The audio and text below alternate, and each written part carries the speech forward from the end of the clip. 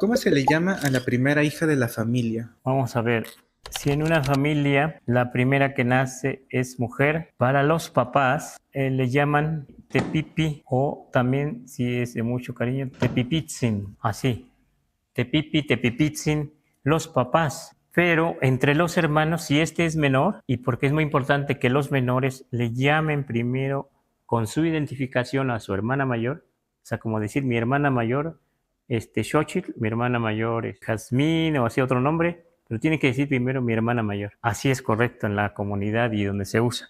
Entonces él le diría a ella, fíjense, le diría no pipi, el hermano menor, o no pipitzin, ¿verdad? Con cariño dirá el hermano menor. Pero los papás, por eso el idioma es aglutinante, también puede decir no te pipitzin, a ver si lo entienden, no te pipitzin, con no mi mío, aquí no se le quita te para decir mi hija mayor. Pero entre los hermanos, fíjense, le quitas te y dices no pipi, no pipitzin.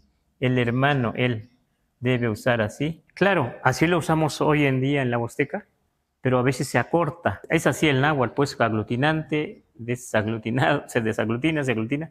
También se le puede decir nopin, así, nopin. Pero no solo equivale tepipi, hermana mayor. Se dice que en la escuela superior, en Tenochtitlan, tepipi se le llamaba a una como profesora maestra del Calmécatl. Le llamaban tepipi, como las hermanas mayores, ¿verdad? Pero era a la vez Temachtiani, ¿no? Hermanas mayores. Así aparecen en los documentos.